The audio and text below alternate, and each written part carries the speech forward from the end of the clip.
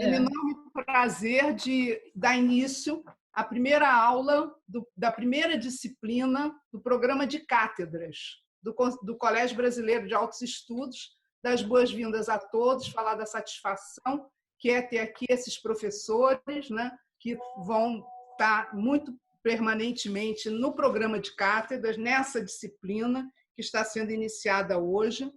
E eu queria falar umas poucas palavras sobre o programa e sobre o colégio, né? Eu queria dizer que o colégio, nessa fase, ele quer muito ser o colégio de altos estudos de todos nós, né? Para um colégio para chamar de seu, que seja realmente o colégio da Universidade Federal do Rio de Janeiro, do seu entorno, e que tenha um conjunto de programas inovadores, né? Que seja capaz de dar voz aos professores, de discutir temas relevantes para a sociedade, para a academia e tudo mais. E aí eu queria dizer que, nesse programa das cátedras, a gente tem basicamente 3 propostas. Uma proposta que se chama Os Amanhãs Desejáveis, né? O que queremos que seja o amanhã, o pós-Covid-19. Em segundo, queremos ter propostas para o Brasil no campo do conhecimento de cada uma das cátedras. E, finalmente, pensar a universidade nos próximos 100 anos. A UFRJ mais 100. Então, essa disciplina que se inicia agora, a Cátedra Carlos Chagas Filho, de Fronteiras da Biologia e da Medicina, vai discutir com os alunos um programa muito interessante que vocês vão poder se atualizar naquele link que foi colocado no cartaz. Eu não vou falar daqui para não ocupar esse tempo precioso que temos de ouvir os nossos professores, né? Então, essa disciplina representa uma inovação no sentido de que é uma disciplina aberta a todos os alunos da UFRJ, inclusive aberta aos alunos da graduação, que estejam no final das suas carreiras, que venham compartilhar aqui essa emoção da criação do conhecimento compartilhado, inclusivo, que tem como objetivo estar na fronteira do conhecimento, mas fazer chegar esse conhecimento a todos num princípio de uma universidade aberta. E aqui eu tenho enorme satisfação de ter vocês todos, né? O titular da Cátedra Carlos Chagas Filho, que é o professor Manuel Costa, a professora Cláudia Melmerstein, que eu não sabia que não ia falar o nome certo, e eu vou deixar a incumbência de apresentar os professores ao professor Manuel Costa. Temos aqui a nossa magnífica reitora, que hoje eu posso dizer que teve um dia glorioso, um dia que começou no nosso conselho universitário, que se estendeu pelo fechamento de uma disciplina do Instituto de Biofísica e agora inaugurando essa cátedra, essa disciplina da Cátedra Carlos Chagas Filho. Então, com muito prazer, com muita satisfação, passo a palavra, então, para o titular da cátedra, professor Manuel Costa. Então, boa tarde a todos. Espero que estejam vendo a minha tela. Sim. Então, obrigado, agradecer primeiro a professora Ana Célia, coordenadora do Colégio Brasileiro de Altos Estudos, agradecer a magnífica reitora, o professor Ricardo Gattar, o professor Márcio Amaral, que estão comigo nessa aventura de fazer essa disciplina e de fazer essa cátedra. Então, eu vou apresentar aqui, deixa eu só passar. Ops. Cadê?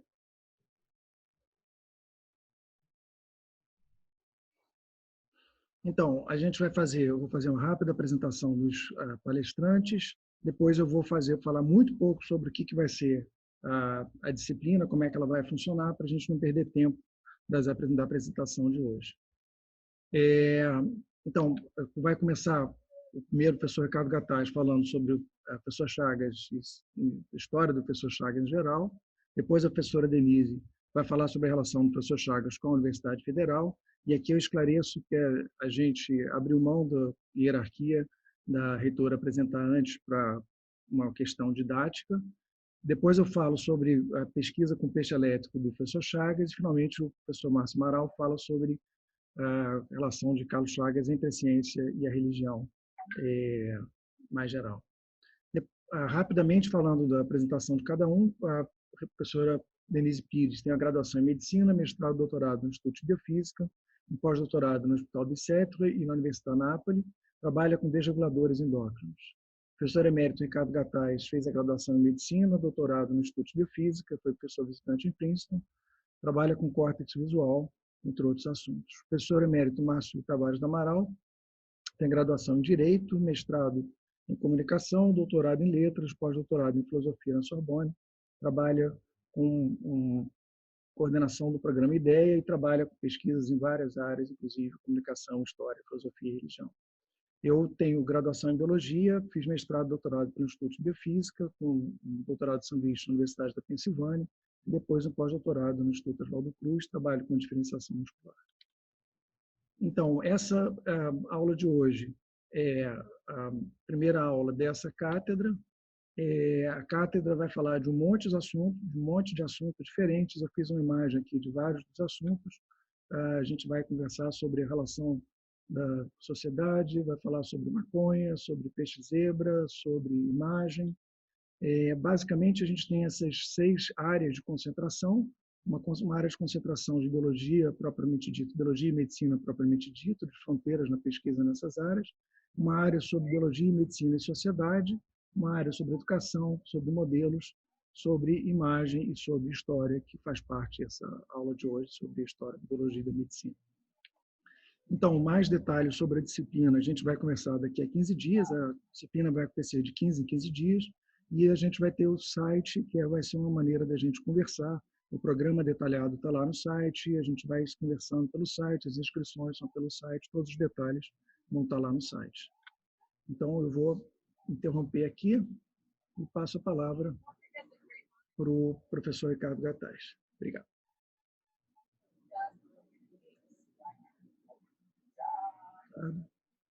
Boa tarde a todos. Eu preciso agradecer inicialmente a Cátedra de Carlos Chagas Filho, da Fronteira da Biologia e da Medicina, do Colégio Brasileiro de Altos Estudos, e especialmente ao professor Manuel Costa, pela oportunidade de fazer esta apresentação, que é, na verdade, uma missão impossível, de falar sobre a trajetória do Dr. Chagas e sua influência nas diversas áreas de conhecimento em 15 minutos ou 20 minutos que me sobraram.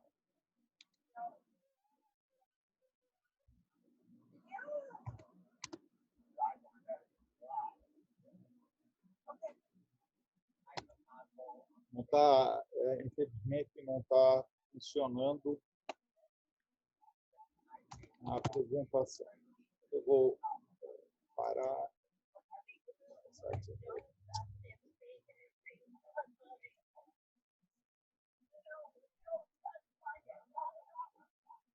Vamos ver se aqui agora funciona.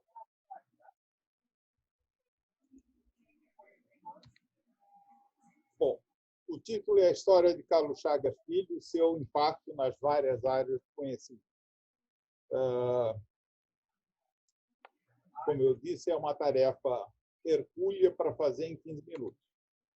O professor Carlos Chagas Filho nasceu no Rio de Janeiro, numa segunda-feira, em 12 de setembro de 1910. Em 1935, aos 25 anos, casou-se com Ana Leopoldina de Melo Franco, a Dona Aná. Tornou-se catedrático de Física Biológica na Universidade do Brasil em 1937. Aliás, a universidade formalmente foi criada em 1937. Eu vou entrar nesse detalhe em seguida. 8 anos depois, em 1945, criou o Instituto de Biofísica. Nos seus 75 anos, o Instituto de Biofísica Carlos Chagas Filho contribuiu para a produção científica de qualidade e para a formação de doutores no país. Um pouco de contexto.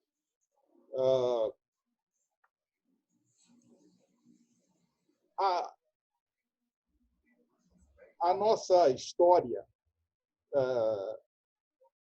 de curso superior no Brasil começa com a chegada de Dom João VI em 1808.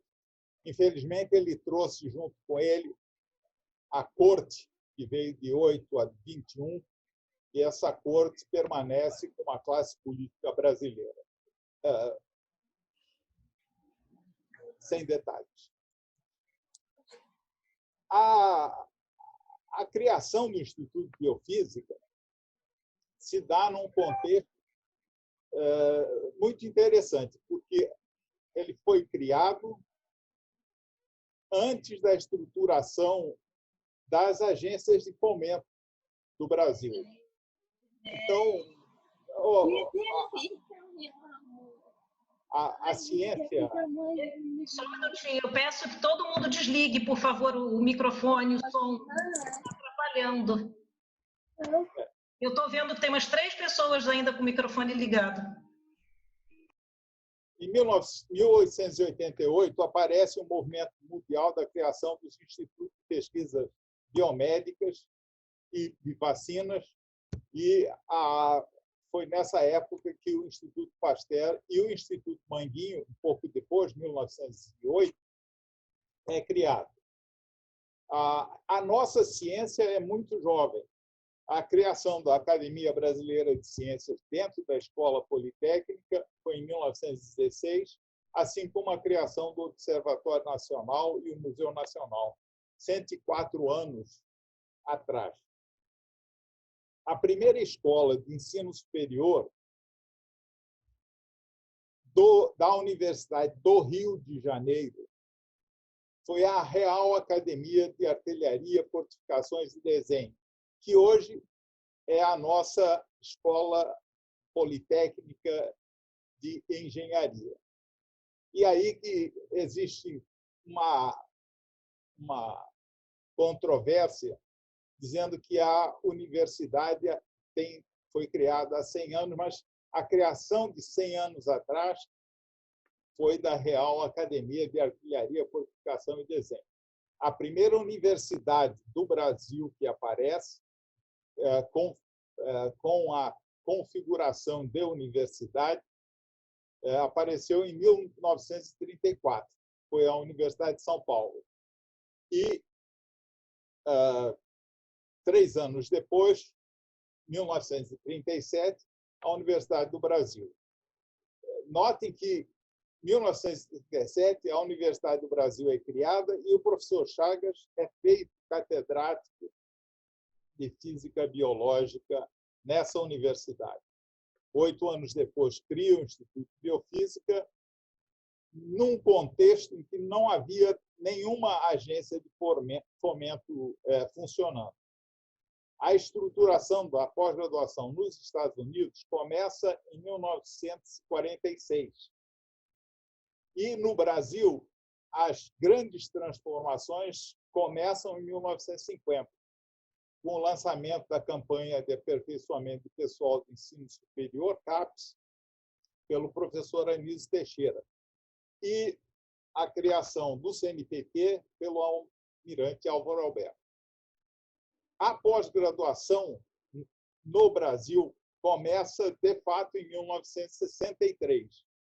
E, nesse mesmo ano, 2 pós-graduações são criadas.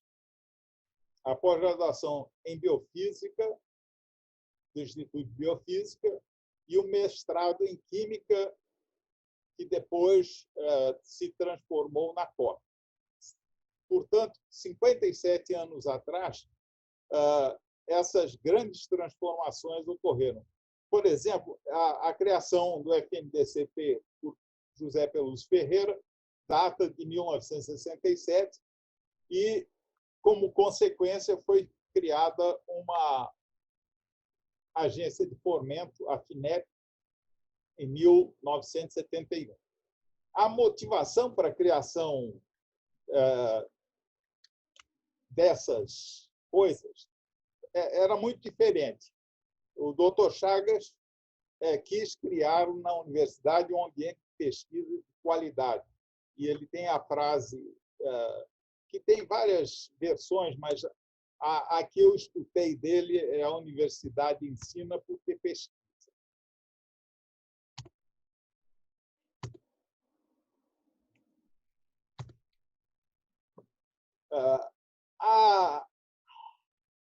Pulou uma, mas eu vou fazer isso.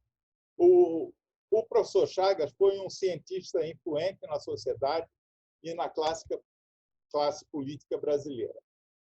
Ele teve um apoio importante da Dona Aná e seus cunhados, Afonso Arinos e José Nabuco, e de Guilherme Guinle, que lhe deu o apoio financeiro que viabilizou a consolidação do Instituto de Biofísica desde a sua criação. A Dona Iná sempre esteve presente em todos os eventos da biofísica e da cátedra de física biológica. A formação do programa de pós-graduação em ciências biológicas, em 1963, foi um marco, porque essa pós-graduação foi uma das primeiras a ser credenciada pelo MEC e foi responsável pela emissão do primeiro diploma de doutor da Universidade do Brasil, hoje o FRJ. Nessa realização, teve um papel importante um grande mestre, professor e amigo, professor Antônio Paz de Carvalho. Essa foto eu tirei no laboratório do Leopoldo. Aqui está o Antônio jovem, Massuda, Acerli e vários outros. O Leopoldo aqui, um especialista em canal de sódio, que havia visitado o laboratório. A presença da Dona Aná em todos os eventos da biofísica foi marcante até a saída do Chagas em 1968 para a Unesco. Nesta foto, que é dos 25 anos da Cátedra de Física Biológica, nós vemos o Dr. Chagas, Dona Aná, Argrives, Solero, entre outros, doutora Estides aqui, e a doutora Aida. Enfim, não dá para nomear todos, mas a presença da Dona Aná sempre foi marcante em todos os eventos. Aliás, não só da Dona Aná, de toda a família do Dr. Chagas. Em todos os eventos que participei na Sala 20, sempre havia uma pessoa da família do Dr. Chagas. Eu entrei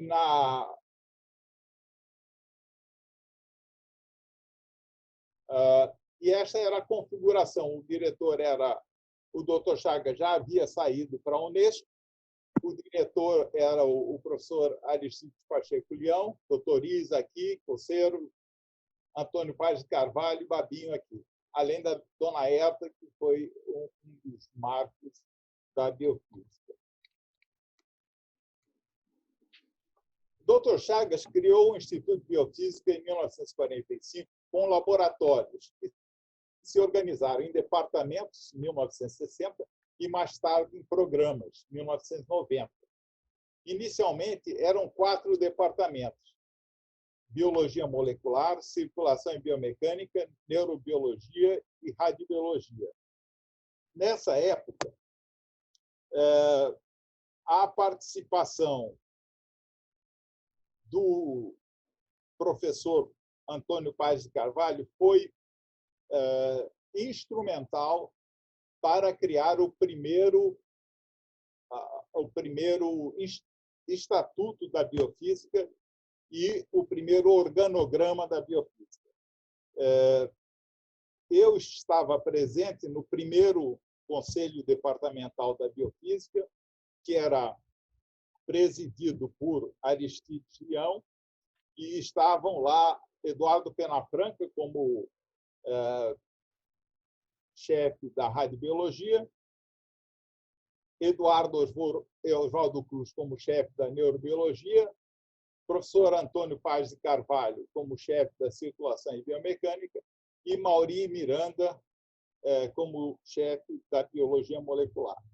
Esses 7 programas, com 50 laboratórios de pesquisa, se transformaram em 7 programas que estão aqui listados e que estão na página da biofísica. Muitos deles são, de fato, desdobramentos, com exceção da neurobiologia, que continua neurobiologia, mas parte das pessoas da neurobiologia também vieram criar um pedaço da medicina regenerativa. Eu ouvi falar do Dr. Chagas muito antes de chegar ao Rio de Janeiro, em 1963. Eu estava aqui, na fazenda Morro do Chapéu. A primeira vez que eu vi história sobre o Dr. Chagas, nós estávamos furando um poço artesiano no Pantanal de Mato Grosso, em 1960, com o sobrinho do Dr. Chagas, Paulo Galvão Lobo. Paulo Galvão Lobo era irmão de Luiz Carlos Lobo, que criou o Núcleo de Tecnologia Educacional para a Saúde, NUTS, que foi um projeto do Instituto de Biofísica, de 1972, ao IPEA, do Ministério do Planejamento, e, com isso, viabilizou a criação daquela instituição. O meu segundo contato indireto com o Dr. Chagas veio por meio de um médico, Dr. Salomão Baruch, que havia sido membro do laboratório do Dr. Chagas no Instituto de Biofísica. Salomão decidiu voltar para Corumbá e inaugurou a primeira clínica radiológica daquela cidade, em parceria com meu pai. E, por isso, eu ouvi do Salomão verdadeiras histórias e milagres feitos pelo Dr. Chagas. Em 1967, ao ingressar na Faculdade de Medicina, eu conheci pessoalmente o Dr. Chagas como diretor da Faculdade de Medicina da Universidade do Brasil e como diretor do Instituto de Biofísica. O professor Chagas era um cientista agregador que deu boas-vindas na Cátedra de Física Biológica e depois no Instituto de Biofísica a cientistas de todas as áreas do conhecimento. Ele era muito influente na sociedade brasileira e no exterior, e ele usou a sua influência para abrir portas para jovens cientistas em todos os lugares que passou. Sua personalidade eclética influenciou a biofísica a ser multidisciplinar e pluralista. Seu rigor científico induziu a todos a fazer uma ciência de qualidade na fronteira do conhecimento. Como presidente da Pontifícia Academia de Ciências do Vaticano, ele deu oportunidades a jovens pesquisadores da biofísica, como eu, Roberto Lente, Rafael Linden, a organizar eventos de temas sugeridos pelo Papa João Paulo II. Esse é um exemplo de uma reunião. Aqui está o Dr. Chagas, com a sua elegância habitual, e ao lado dele estou eu e vários outros cientistas, prêmios Nobel, falando sobre Pattern Recognition Mechanism, que foi uma sugestão do Papa Paulo II, e essa reunião se deu em 1985. Sua generosidade, sua capacidade de admirar o trabalho científico de seus colegas, seu rigor científico, sua personalidade eclética, sua visão multidisciplinar da ciência e, principalmente, seu espírito agregador possibilitaram a criação de laboratórios no Instituto de Biofísica de todas as áreas do conhecimento. Sob a orientação de Carlos Chagas Filho, o Instituto de Biofísica se tornou um celeiro de formação de pesquisadores da ciência de qualidade no Brasil.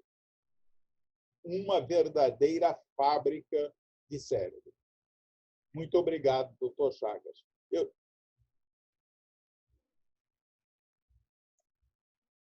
Eu tinha mais alguns slides, mas como a minha apresentação já chegou no limite, eu deixo o PDF para os alunos no futuro. Obrigado. Obrigado. Obrigado, Ricardo. Muito bom. Passo a palavra, então, para a reitora Denise, professora Denise, por favor. Boa tarde a todos. Me escutam bem? Sim. Muito boa tarde. Muito obrigada a Ana Célia Castro por toda a dedicação ao Colégio Brasileiro de Altos Estudos e ao programa de cátedras, que muito engrandece a nossa universidade nesse ano do centenário. Teria sido ótimo estar presencialmente com todos vocês lá no prédio da Avenida Rui Barbosa. Isso não é possível no momento, mas não faz com que o evento seja menos importante. Muito pelo contrário, talvez até atingindo um público ainda maior. Parabéns à coordenação da cátedra Carlos Chagas Filho de Fronteiras da Biologia e da Medicina, ao professor Manuel Costa, quem eu tive o prazer de ter como colega contemporâneo durante a pós-graduação, nas disciplinas de pós-graduação lá no Instituto de Biofísica, junto com a nossa querida Cláudia Mermelstein. Foram épocas muito boas e é importante que a gente se reencontre sempre. E nesse momento de pandemia ainda mais. Muito obrigada pelo convite. E também ao professor Márcio Tavares do Amaral, que ainda falará hoje. É uma honra vê-lo novamente. Márcio, estivemos juntos há pouquíssimo tempo, ainda no mês de fevereiro, início de março, logo antes da pandemia, numa cerimônia belíssima de emerência na Escola de Comunicação. Enfim, que aquele calor humano daquela cerimônia nos acompanhe durante esses tempos difíceis, Márcio. E agradeço também a coordenação da área ao nosso professor João Menezes. E vou iniciar, então, essa breve palestra. Eu espero ser breve. Vocês sabem que professores sempre falam muito, e quando a gente vira reitor é pior, porque parece que a doutora Doris, aqui presente, minha orientadora de sempre, diz que a cadeira nos afeta. Então, Doris, eu tentarei ser breve.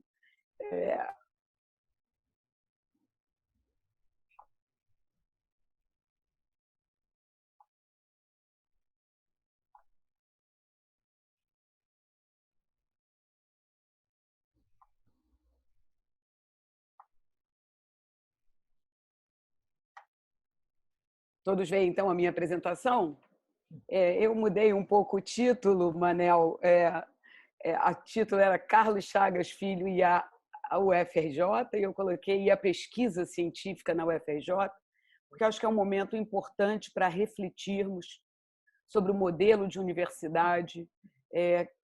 O Ricardo Gataz, que me antecedeu, falou muito bem sobre essa questão, mas eu gostaria de ressaltar, nesse momento difícil pelo qual a ciência brasileira passa, a produção científica, 95% da produção científica, ela acontece no ambiente das universidades públicas brasileiras. Então, eu gostaria de dar esse enfoque hoje, porque é muito importante para entendermos que é todo um sistema, né, de ciência e tecnologia que depende das universidades públicas. E esse projeto, na verdade, ele começou... eu vou trazer uma perspectiva histórica que já foi comentada sobre o Ricardo. Eu trago aqui o prédio por fora, né, o prédio da Faculdade de Medicina, lá na Praia Vermelha, prédio esse destruído durante a ditadura militar. Como o Ricardo falou, em 1920 não foi formada a Universidade do Brasil, mas sim o que chamavam à época a Universidade do Rio de Janeiro. Na verdade, uma junção de escolas de formação profissional. A Escola Politécnica, hoje Escola Politécnica, que havia sido fundada no século XVIII como Real Academia de Artilharia, Fortificação e Desenho, há quem diga que naquela época, no século XVIII, não era uma escola de nível superior, era uma escola de nível técnico. É difícil essa questão no momento, mas há essa discussão se ela seria a primeira instituição de ensino superior do país. Talvez até a primeira escola de engenharia da América do Sul. A nossa faculdade de medicina, agora da Universidade Federal do Rio de Janeiro, ela foi criada pelo príncipe regente em 1808. Então, a primeira faculdade de medicina é a da Bahia, mas a que primeiro começou a funcionar foi a nossa faculdade de medicina, a faculdade de medicina da Universidade do Rio de Janeiro, naquela época, com o nome de Escola de Anatomia, Medicina e Cirurgia, e a Faculdade Nacional de Direito, que havia sido criada no século XIX também, mas mais para o final do século XIX. Vejam, eram escolas de formação profissional, e essa união de 3 escolas de formação profissional deram origem ao que se chamava uma universidade, mas uma universidade com modelo que nós denominamos modelo napoleônico, que é um modelo de universidades francesas, que é um modelo de formação profissional, onde há uma separação entre as atividades de ensino e as atividades de pesquisa. A França tem mudado esse paradigma nos últimos anos. Eu acabo de visitar, no final de 2019, o Plateau de Saclay, onde várias escolas politécnicas e a área de várias faculdades se unem num mesmo campus para formar. Então, Paris 11, Paris Sud se unem para formar um platô em Saclay, onde há interação universidade-empresa, universidade de pesquisa. Mas esse não era o modelo francês inicialmente, e assim começou a nossa universidade. O professor Carlos Chagas Filho, como o Ricardo muito bem falou anteriormente, ele assumiu a cátedra de Física Biológica da Faculdade de Medicina, portanto, ele tinha uma cadeira na Faculdade de Medicina, e criou, nessa época, 2 laboratórios, o de Física Biológica e de Cultura de Tecidos, implantando o conceito de laboratórios numa unidade de formação profissional, numa unidade que formava médicos. Isso em 1937, e, para isso, ele teve que decidir entre continuar em Manguinhos ou migrar para o UFRJ, atual UFRJ, na época, Universidade do Brasil, porque em 1937 a universidade faz essa mudança de paradigma, ela passa a ser construída como universidade modelo de Humboldt, modelo de Berlim, universidade de pesquisa, acompanhando a criação da USP, que acontece em 1934, também como uma universidade de pesquisa desde o início. Portanto, a UFRJ ela fica como uma universidade de formação profissional por menos de 2 décadas, por muito pouco tempo. Nessa época se inicia a formação da Universidade do Brasil, uma universidade onde há atividades de pesquisa acontecendo, não só dentro da Faculdade de Medicina, mas em outras áreas. Porque nessa época já havia outras unidades formando a nossa universidade. A criação do Instituto de Biofísica aconteceu em 1945, alguns anos depois, mas para iniciar esses laboratórios, o de Física Biológica e o de Cultura de Tecidos, o Dr. Carlos Chagas trouxe para a UFRJ Almir Castro e Herta Mayer, do Instituto Oswaldo Cruz, para a universidade. Isso foi muito importante, porque aí começaram as atividades de pesquisa dentro da Faculdade de Medicina, uma escola de formação profissional. Então, passou a acontecer uma reformulação da estrutura da nossa universidade, com a implantação do modelo científico, com tema, objeto de estudo, e o Manel vai falar sobre o poraquê, sobre o peixe elétrico. Eu não vou falar sobre isso, mas eu quis trazer algumas fotos. Aqui a doutora Aida, Cecília, vejam o experimento acontecendo, o doutor Chagas do laboratório, e desde o início, a internacionalização estava presente. A Fundação Rockefeller, entre 16 e 42, estava no Brasil. Guilherme Ging iniciou esse movimento de financiar a possibilidade de intercâmbios com a França. O Dr. Chagas foi pioneiro na relação França-Brasil, e eu tenho que informar para todos os senhores que a França ainda é o país com o qual a Universidade Federal do Rio de Janeiro mais colabora nos dias atuais. Isso tudo será mostrado em futuro próximo, quando nós acabarmos de fazer todos esses estudos de colaborações internacionais. E também com a Inglaterra em Cambridge.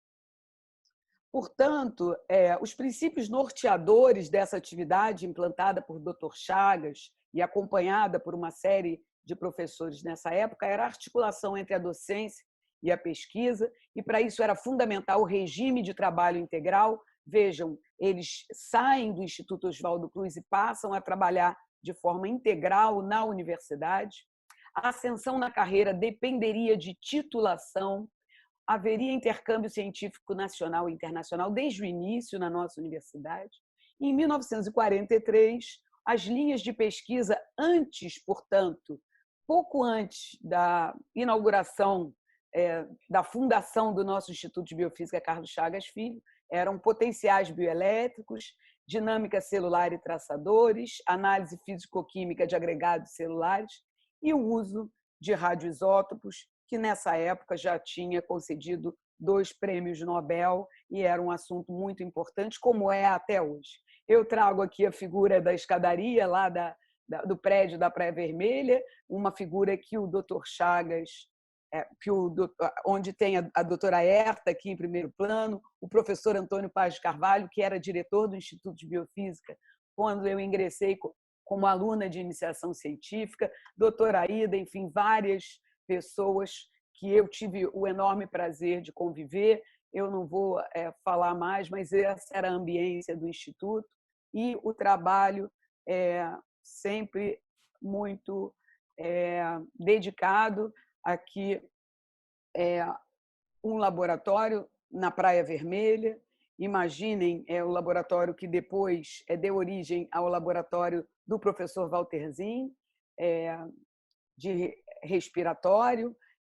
O professor, que agora me fugiu o nome, porque, como disse a Ana Célia, já estou cansada hoje, depois do Conselho Universitário, que orientou o professor Walterzin, vocês conseguem me lembrar? Aires Fonseca. O Aires da Fonseca, o professor Aires da Fonseca, que, inclusive, no livro do professor Antônio Paz Carvalho, professor Aires da Fonseca, eu tive a honra de estudar eletrofisiologia cardíaca e fisiologia cardiovascular.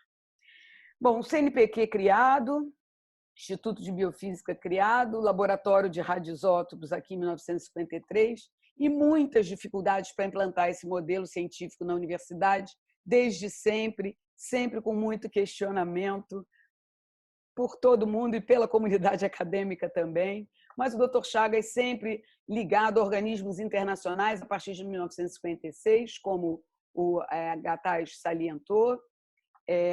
A primeira tese de doutorado foi do professor Roberto Alcântara Gomes, sua filha está aqui presente. Saudações, Flávia Alcântara Gomes. A primeira tese foi do Roberto, citada também pelo Ricardo. Então, na Universidade Brasileira, a atividade de pesquisa antecede a pós-graduação. Então, nós temos visto, nos últimos anos, um movimento de criação de cursos de pós-graduação em locais onde não há atividade de pesquisa. Isso eu acho preocupante. Veja, na universidade, na UFRJ, os institutos de pesquisa datam aí da década de 40, 50, 60. A primeira tese de doutorado acontece em 66, logo após o parecer Sucupira, que é de 65, né? Então, é o início da pós-graduação brasileira, mas a atividade de pesquisa antecedeu em praticamente 20 anos o início da pós-graduação. A indissociabilidade entre ensino e pesquisa é fundamental, está na nossa Lei de Diretrizes e Bases, está na nossa Constituição. Tudo isso nasceu na nossa universidade através da atuação desse pioneiro que foi o professor Carlos Chagas Filho. As disciplinas do Instituto Biofísica e Fisiologia e, a partir da década de 80, parasitologia também. Então, o pai da pós-graduação brasileira, o professor Sucupira, que foi professor emérito da nossa universidade, vejo uma ligação importante entre a UFRJ, a criação da pós-graduação no Brasil, a sua regulamentação. E, em 1960, havia apenas 40 cursos de pós-graduação na UFRJ.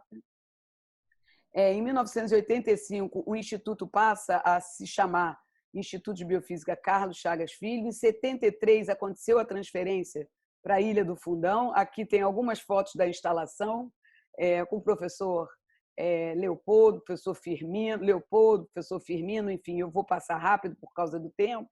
Na década de 70, aqui o Bloco G, o Instituto de Biofísica e os departamentos. Um monte de gente pode se reconhecer aqui.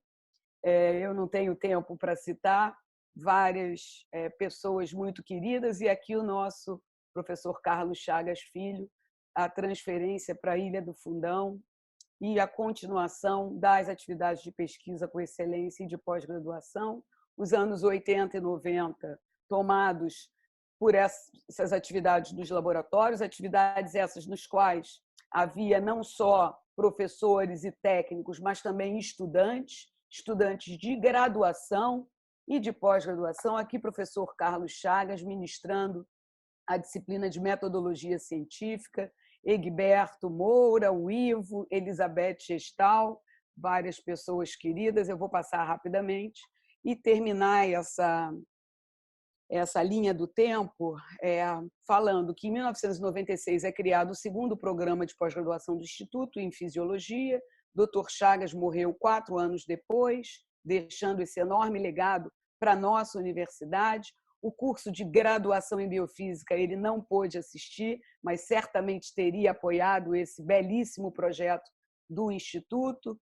E, durante a minha gestão como diretora do Instituto, o primeiro desafio foi organizar as comemorações do centenário do professor Carlos Chagas Filho, como nesse ano está sendo a de organizar o centenário da Universidade Federal do Rio de Janeiro.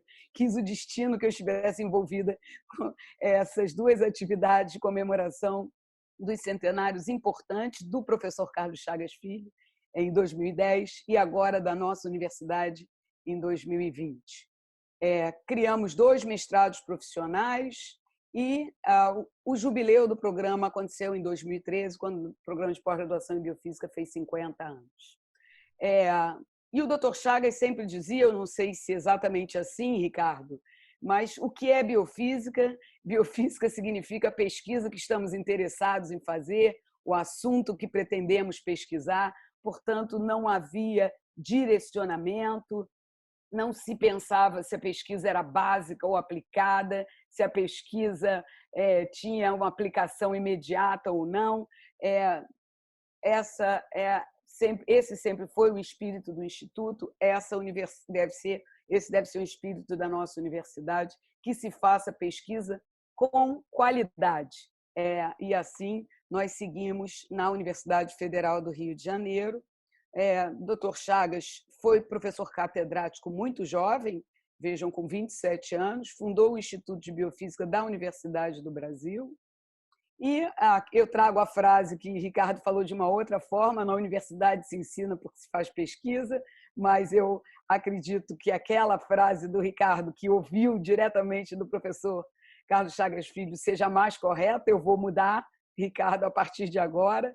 É muito importante salientar que a indissociabilidade entre ensino e pesquisa nasceu do olhar visionário dos criadores da USP e também de pessoas da nossa universidade, como Carlos Chagas Filho, e a docência em regime de dedicação exclusiva, tão importante e tão ameaçada na atualidade, né? Com a carreira docente sendo ameaçada, a verbo fomento destinado à ciência, tecnologia e inovação, e também agora o Ministério da Educação fortemente atingido pelo corte nas verbas.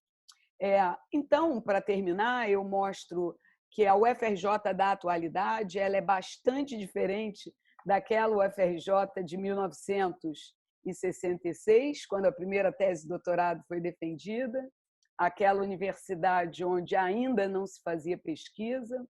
Quero salientar que essa produção intelectual, que é crescente e de muita qualidade, que acontece na nossa universidade, ela é produto desses visionários e pioneiros, como o professor Chagas, professor Paulo de Góes, na área da saúde, professor Coimbra, na área de engenharia, o fundador da COP. Eu espero que essa linha seja ascendente, que nós não tenhamos uma estabilização ou até um decréscimo, o que é esperado se houver diminuição, infelizmente, no fomento à pesquisa. Então, isso é produto daquela semente plantada pelos pioneiros como Carlos Chagas Filho, e por isso a nossa universidade ela é uma universidade que corresponde à melhor universidade federal do país, a maior universidade federal e também uma das melhores da América Latina.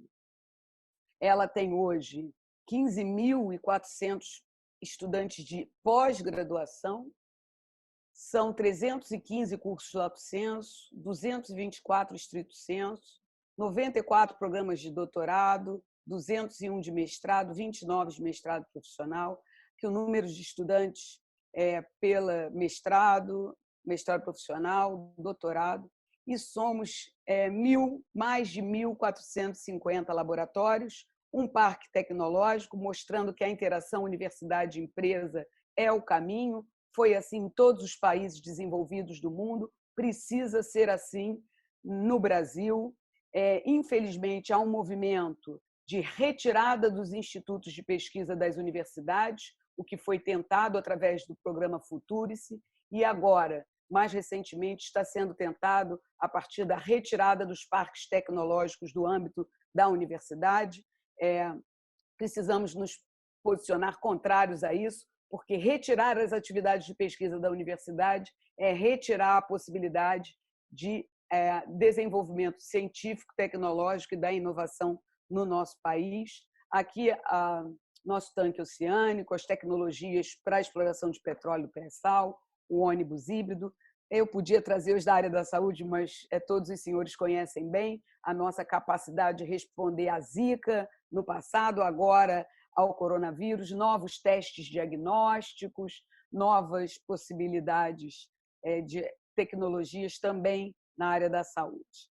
As empresas juniores da universidade, eu espero que cresçam, mais disciplinas de empreendedorismo devem acontecer na nossa universidade, contamos com o apoio de todos vocês, é esse o espírito de Carlos Chagas Filho que deve permanecer, que as universidades públicas permaneçam como projeto de Estado e como universidades de pesquisa, porque a retirada dos institutos de pesquisa do âmbito das universidades é um retrocesso, é transformar as nossas universidades em escolões de ensino superior, é voltar a 1920, nós devemos lutar contra isso, sem dúvida nenhuma, porque nós precisamos dar um futuro melhor para essas crianças. A nossa história, a história da UFRJ é o seu futuro. É essa mensagem que a UFRJ traz nos 100 anos, atuando em populações ribeirinhas, nosso instituto faz isso, na região amazônica, em outras pós-graduações, nucleando a pesquisa, a ciência, a tecnologia e o espírito de Carlos Chagas Filho no nosso país. Muito obrigada pela atenção de todos vocês. Obrigado, Denise, foi excelente. Eu vou passar aqui, então, para a minha parte. Deixa eu ver se eu consigo aqui.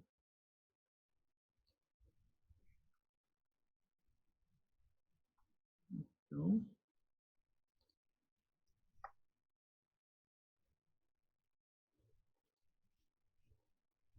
vocês estão vendo a tela?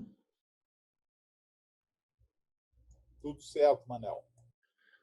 Ok, então tá. Então, a minha parte fiquei de falar de professor Chagas e o peixe elétrico, falar da pesquisa dele com o peixe elétrico. Deixa eu ver se eu consigo passar aqui. Então, eu esquematizei minha apresentação em 4 partes. Primeiro, eu vou falar um pouquinho de como é que foi a escolha do Poraquê como modelo, por que ele fez isso, em que contexto que isso aconteceu. Depois, imaginando que essa cátedra tem uma audiência bastante variada, eu vou falar um pouquinho de como é que funciona o peixe elétrico, a geração de eletricidade. Depois eu vou entrar, propriamente dito, nas pesquisas do Dr. Chagas e dos colaboradores dele, e o que o Instituto fez com o Poraquê durante quase, mais ou menos 50 anos de estudo. E vou terminar falando um pouquinho de como é que anda a pesquisa com poraquê ultimamente, embora eu não esteja mais na área, mas como é que ela anda. Então, já foi falado aqui um pouco da história do Dr. Chagas, já foi comentada aqui, e a pergunta que eu estou tentando pensar é como que acontece a escolha do modelo pelo Dr. Chagas. Então, ele já tinha falado, quando ele estava ainda fazendo graduação na Faculdade de Medicina, ele assiste, relata que tinha assistido a uma conferência de Emmanuel Fauré-Fremier e que tinha ficado muito impressionado com a biologia celular e com a embriologia. Depois ele vai passar, depois que ele se forma, ele passa um tempo no Instituto Oswaldo Cruz, onde ele vai ter contato com José Carneiro Felipe, e vai aprender físico-química, e com Miguel Osório vai aprender fisiologia. E finalmente ele faz, como foi dito aqui, o concurso para catedrático, e depois ele vai fazer então uma viagem, uma visita ao exterior para visitar laboratórios e para ter contato com o que se fazia no exterior. Então ele vai visitar na França o laboratório de René Wurmser, no Instituto de Biologia Físico-Química na França. Essa é uma a foto atual do instituto, tirada com Google View. E ele vai também à Inglaterra, vai visitar Archibald Hill na University College e Edgar Adrian em Cambridge. Esses dois foram nobelistas também. Mas é principalmente com contato com Alfred Fessard, no Collège de France, que ele vai escolher o modelo dele. Então, ele relata no livro, na sua biografia, que ele tinha ficado fascinado com os seminários de Daniel Auger e de Alfred Fessard sobre o torpedo. Então, o torpedo é esse que está aparecendo aqui nessa foto, é o animal torpedo marmorata, e aqui é o professor Alfred Fessard dissecando esse peixe elétrico, que eu vou mais adiante explicar mais como é que ele faz a eletricidade, um peixe elétrico marinho, que era estudado por esse grupo. Eu não sei exatamente aonde que ele relata que ele visitou Alfred Fessard no Collège de France, mas em algum momento o Alfred Fessard trabalhou no Instituto Marey. Então eu não sei se ele estava propriamente dito, o laboratório dele em 39, 38 estava no Collège de France, ou se ele já tinha se mudado para o Instituto Marey, que não existe mais hoje em dia, virou a quadra de tênis de Roland Garros. O Dr. Chagas tem a oportunidade depois de trazer os Fessard ao Brasil e colaborar com eles, tanto, inclusive, René Wurmser também, ele tem a oportunidade de trazer o Brasil e colaborar. Então, ele resolve, na volta dele de fazer esse tour de conhecer a pesquisa no exterior, ele resolve fazer um modelo autóctone, um modelo baseado no que existia no Brasil.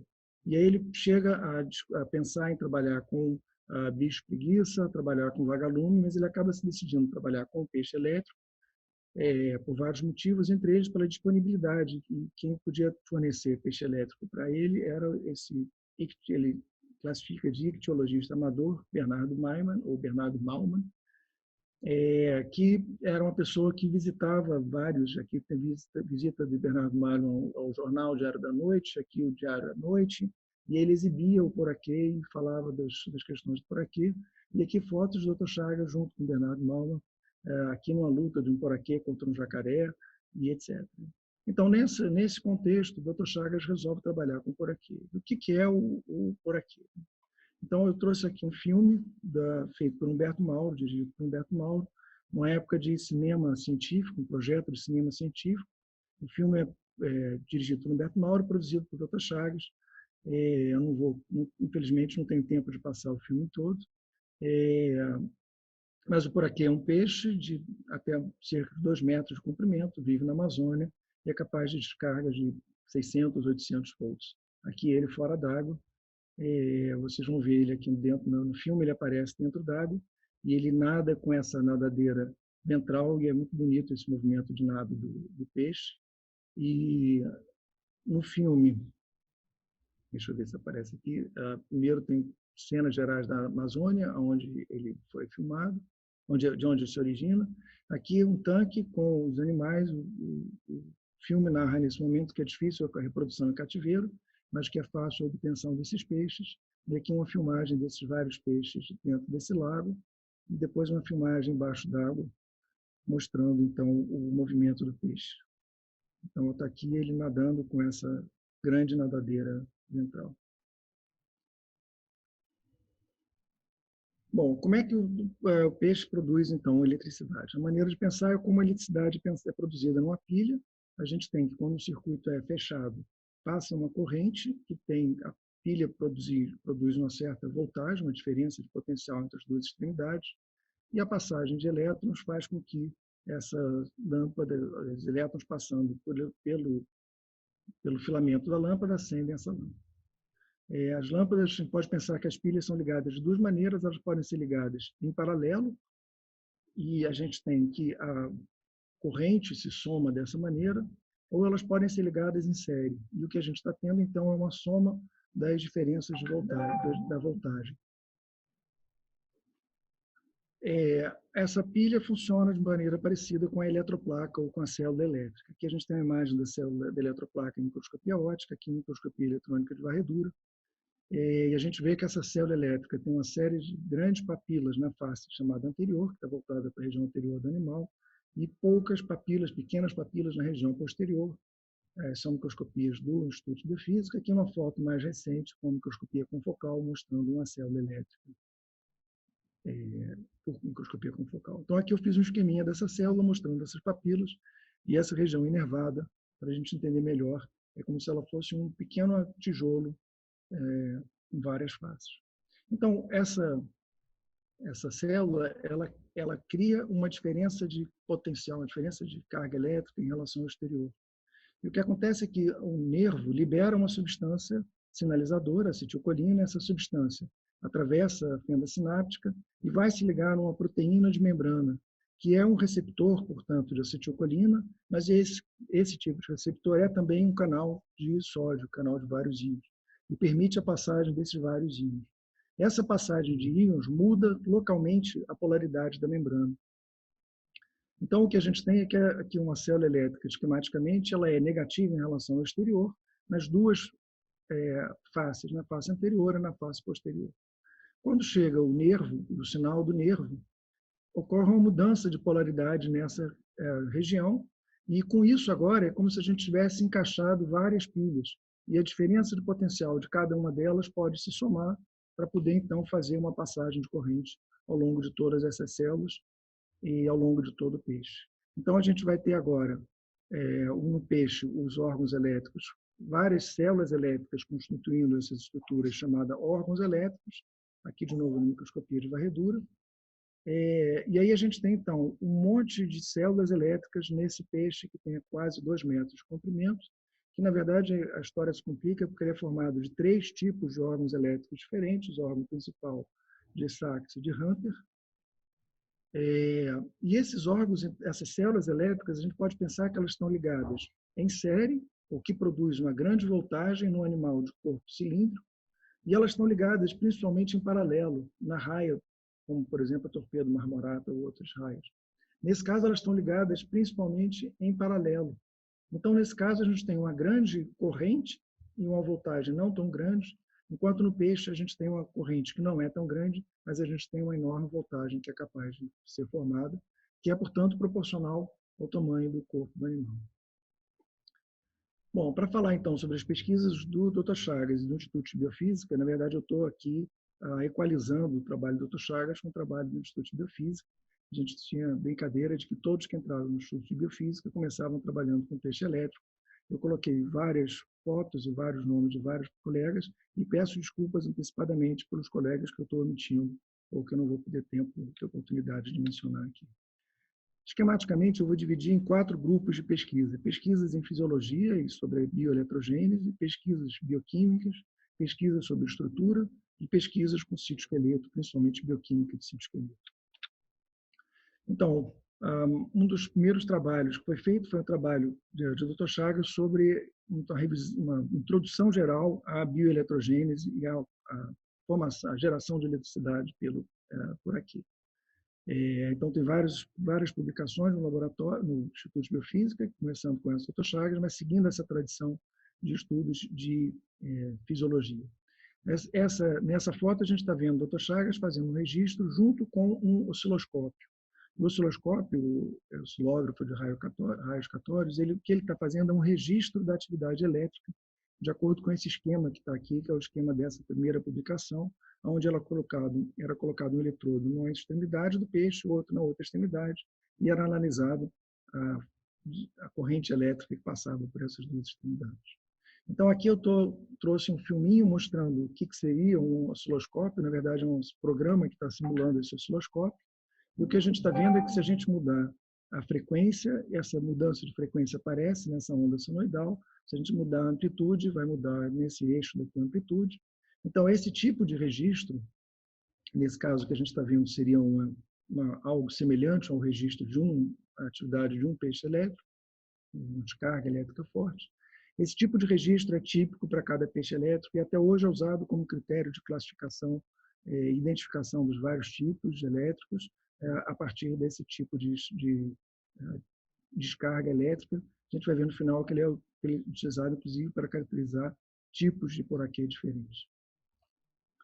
Então, esse tipo de registro vai ser usado pelo Richard Keynes e Martins Ferreira para fazer o registro de uma eletroplaca isolada. Então, aqui a gente tem esses eletrodos colocados em várias regiões diferentes da célula elétrica e fazendo o registro do potencial de membrana de uma única eletroplaca isolada. Esse artigo é de 1953 e, para colocar em contexto, como já foi tão bem explorado pelos colegas, a definição do modelo elétrico de membrana, chamado equilíbrio de Hodgkin-Huxley, foi feito em 1952 no Journal of Physiology, nesse primeiro esquema aqui do que é um modelo de elétrico de uma célula. O outro trabalho importante de Dr. Chagas é na busca do receptor de membrana. Então, o que é o receptor? O receptor, na verdade, é um conceito que vem desde Claude Bernard, passando por vários outros pesquisadores, de que existia uma substância que recebia o sinal do nervo e que transmitia para o músculo esse sinal do nervo.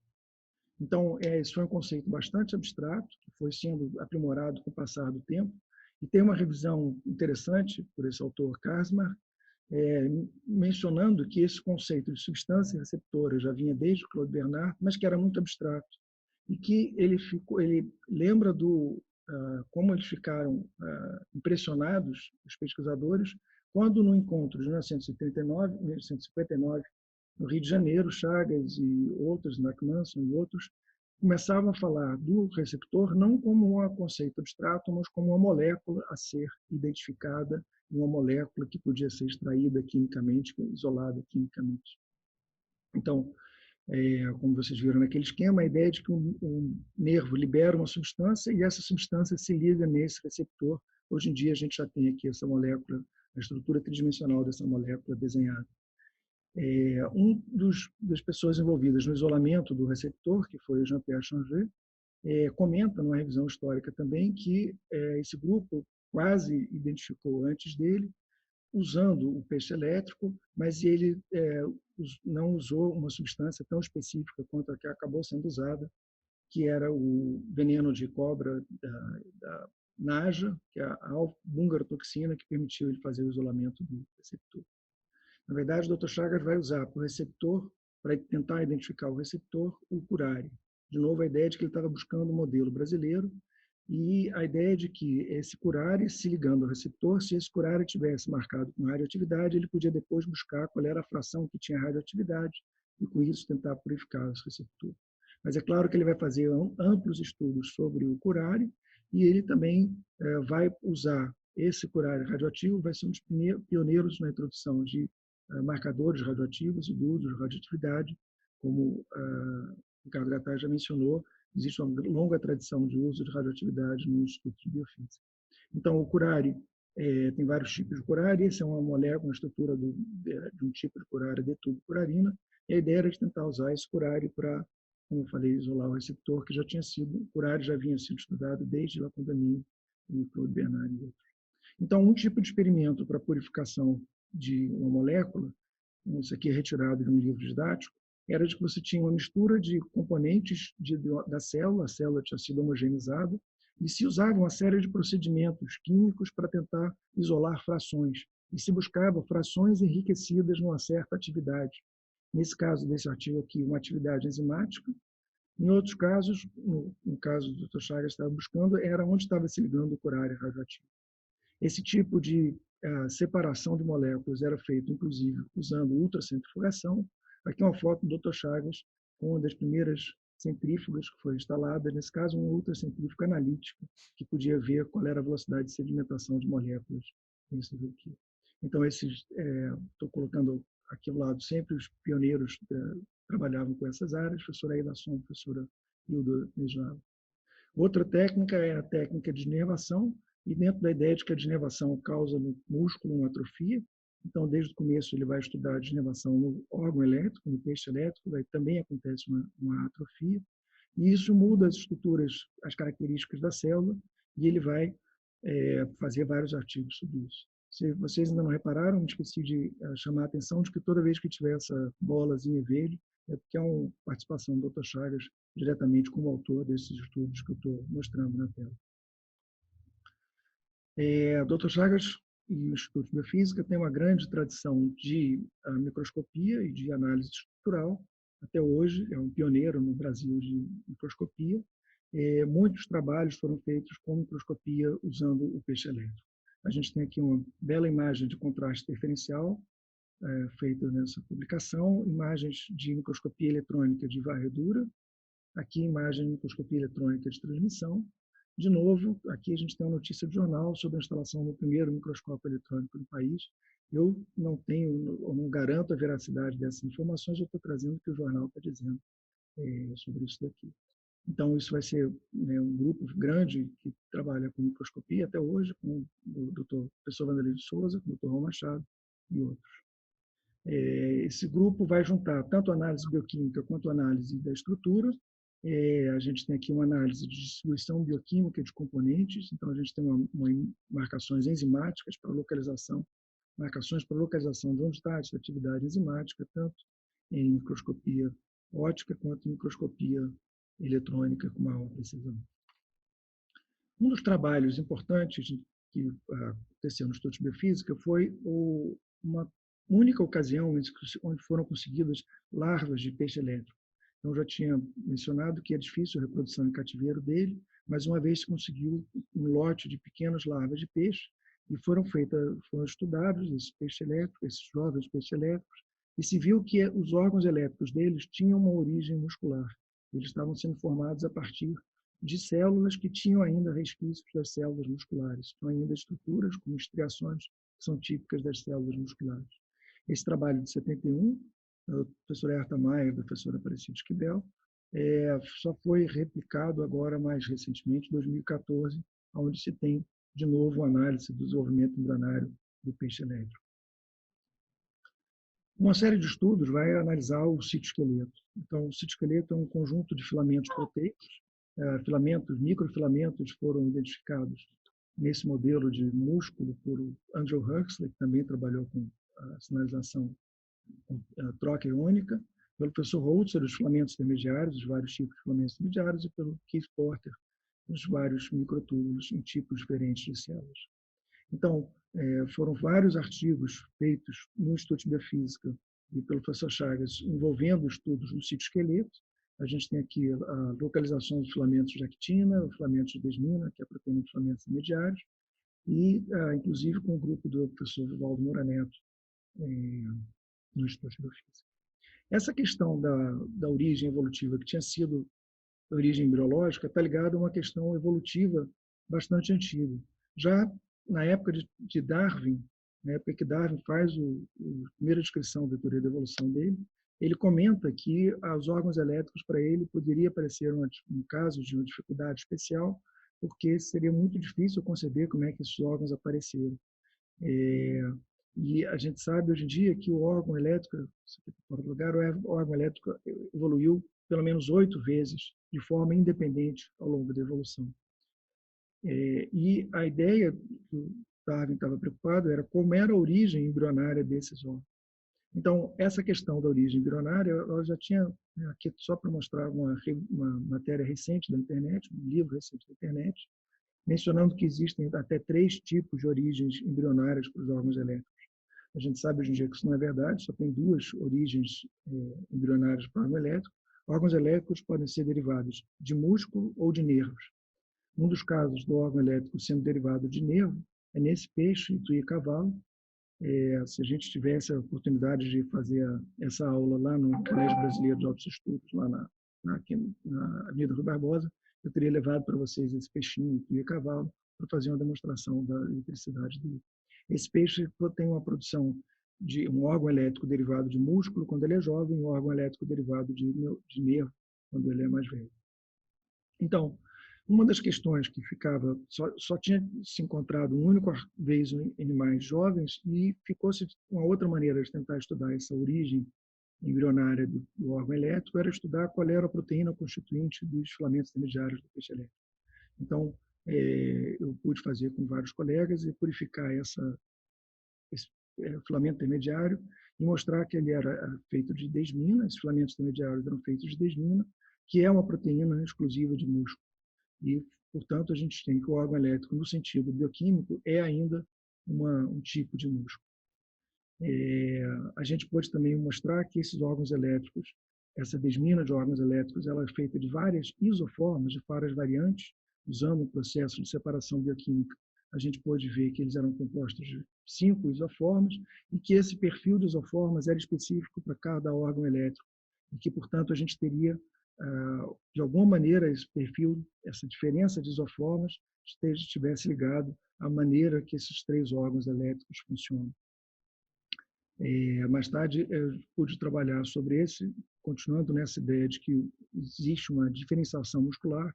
Eu pude estudar ainda sob orientação do Dr. Chagas, mas fazendo um doutorado de sanduíche com o professor Holzer, junto com a professora Cláudia Mermelstein, a gente pôde estudar esse processo de diferenciação muscular e como é que essa diferenciação é regulada, estudando o papel do gene diferenciador MIOD, por exemplo.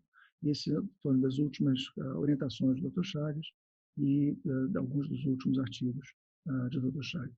Aqui é um modelo de como o MIOD trabalha se ligando na região reguladora de vários genes e vários genes elétricos. Bom, e como é que como é que anda hoje em dia a pesquisa com peixe elétrico para encerrar a apresentação? São só mais dois slides. Essa pesquisa, hoje em dia a gente tem o genoma dos peixes elétricos já foi sequenciado, já foi feito um proteoma dos peixes elétricos. O genoma é a análise de todos os sequenciamentos de toda a sequência de DNA do peixe elétrico e o proteoma é a identificação de todas as proteínas. Existem casos onde um mesmo gene pode dar mais de uma proteína. E quando a gente estava achando que a história era muito complicada, porque eu tinha identificado 5 isoformas de desmina, a gente sabe, hoje em dia, que existem pelo menos 70 variantes de desmina, 70 fosfolipídios de desmina.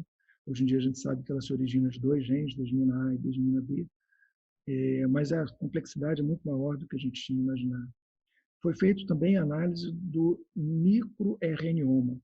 Então, microRNAs são pequenos RNAs não codificantes. A gente vai ter uma aula na cátedra mais adiante sobre esses RNAs não codificantes.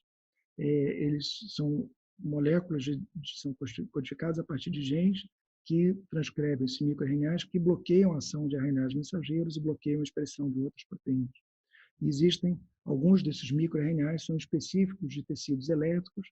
Existe um microRNA em particular que está aumentado enormemente nos órgãos elétricos. Ele foi chamado, então, de electromicroRNA nesses tecidos.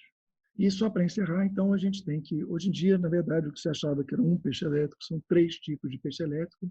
Então, existe, além do eletróforos elétricos, existe o eletróforos varii e eletróforos voltae, e foram descobertos em 2017, foram descobertos, então, que existem essas 3 variantes. Elas foram caracterizadas não só por diferenças morfológicas, mas, inclusive, por diferenças no seu tipo de descarga, sendo que algumas dessas variantes conseguem dar descargas de até 860 volts. Bom, vou parar por aqui. Vou parar aqui a apresentação. Ok, muito bem. Então, passo a palavra ao professor Márcio Amaral. Obrigado, Anel. Boa noite já agora a todas e a todos. O tema que me coube é talvez o mais difícil dessa mesa, porque vai falar de emoções, né? De emoções de Carlos Chagas Filho. Um homem, é a proposição que me foi feita de tema, dividido entre a ciência e a religião.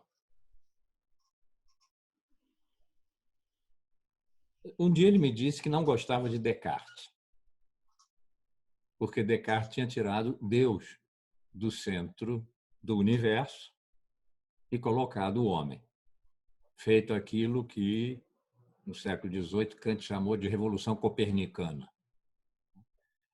De certa forma, ao inverso, porque tirou o mais poderoso e colocou o menos poderoso. Tirou Deus e colocou o homem. E com isso destruiu a transcendência, a necessidade, a utilidade, a beleza de empurrar questões mais para adiante e mais para cima do que o que é simplesmente dado pela empiria com que trabalha a ciência, com a qual ele trabalhou a vida inteira. Ele foi um grande cientista e um grande líder de ciência e de cientistas, um grande criador de cientistas, um homem da razão. E o tempo inteiro, a vida inteira, um homem de fé. Houve um tempo na nossa história em que isso não era problema, para ele era, e por isso ele não gostava de Descartes.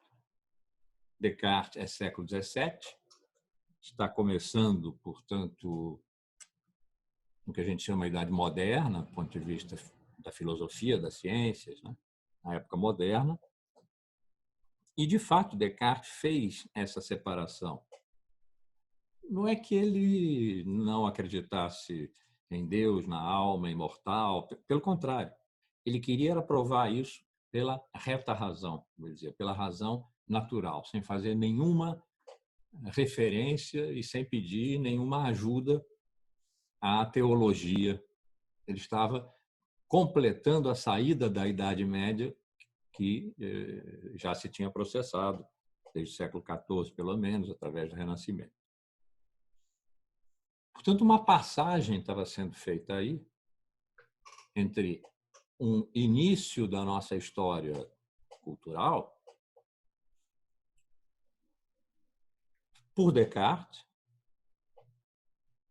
pela ciência moderna, pelos cientistas,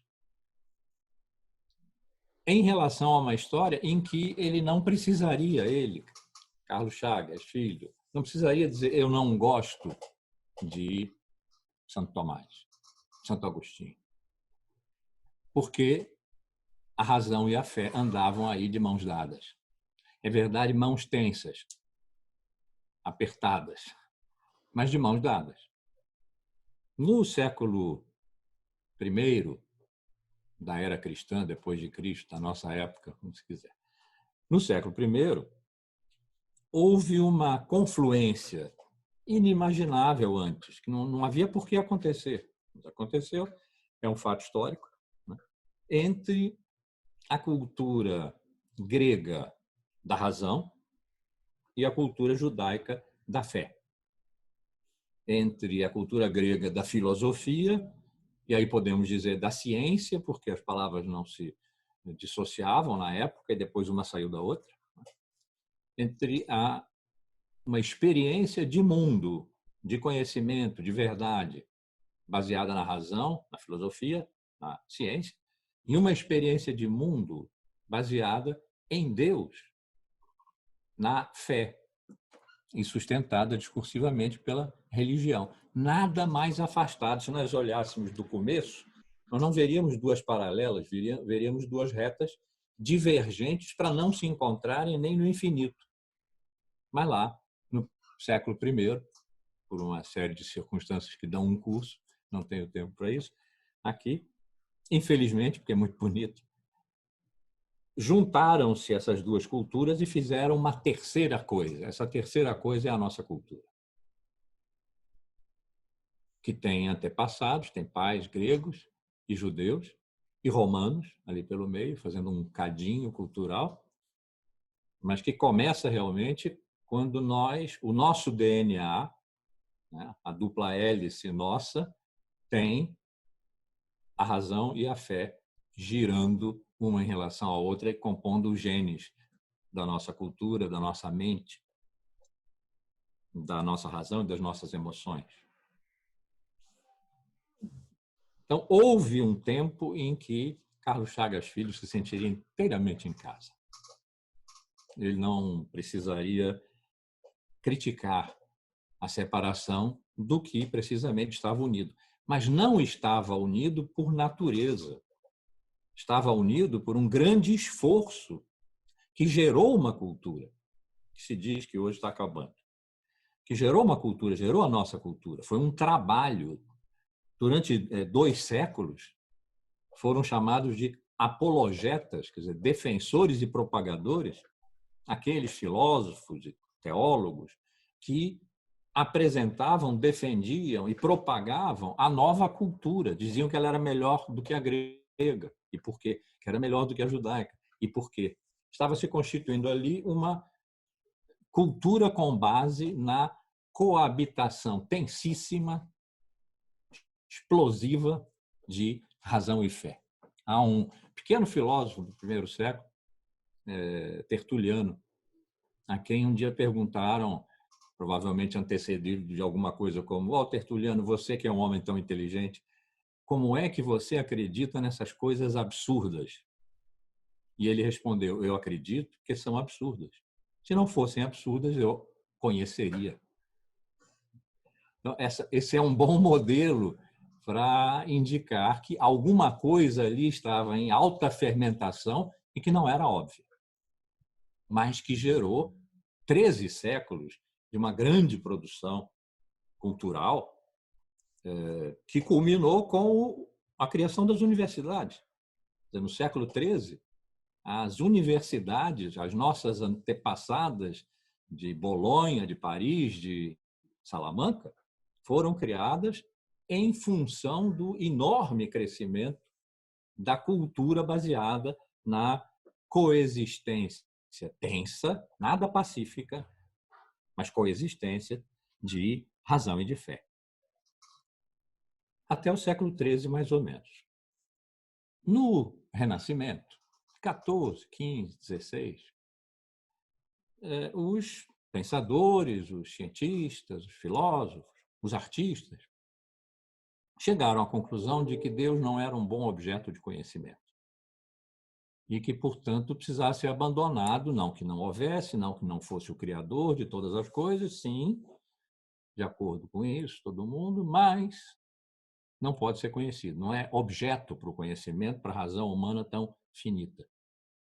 E que a razão, então, devia se ocupar das criaturas, 2 grandes blocos de criaturas, o homem e a natureza. Todo o decantado humanismo renascentista, o naturalismo renascentista vem daí, dessa divisão de trabalho que geraria depois a filosofia moderna, essa de Descartes, de quem Carlos Chagas Filho não gostava, tratando só do homem como sujeito, um sujeito que é um indivíduo, que é um eu, que se fala na primeira pessoa, que é um CPF, que é uma mente, o famoso penso, logo existe, daí que vem, é uma mente, o corpo de Descartes não fazia parte do sujeito Descartes. Ele faz parte da natureza extensa de todas as coisas, fora do sujeito. E as ciências que foram procurar leis invariantes, leis universais. Então, a separação entre razão e fé estava sendo feita aí. Por isso ele não gostava de Descartes. Essa separação teve, na organização da sociedade e da cultura, do século XVI, XVII em diante, a forma de uma divisão de espaços entre o espaço público ocupado pela razão. Aí se diz a verdade. Esse é o lugar da filosofia e da ciência, e a esfera privada, onde se crê, onde está a fé, a religião, onde está Deus. Em tese, esses 2 espaços não só não se confundem, como não devem se invadir.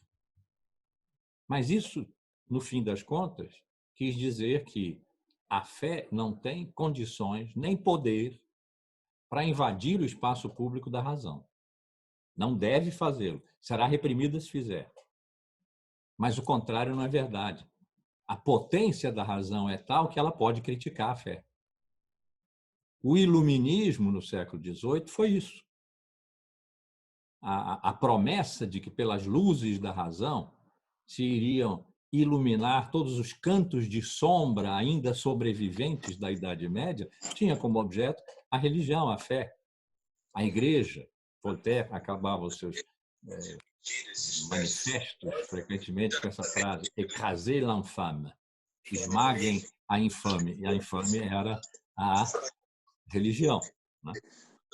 Então, a ciência da natureza, a busca de leis invariantes, pura afirmatividade da razão, da filosofia como um modo de dar universalidade ao sujeito,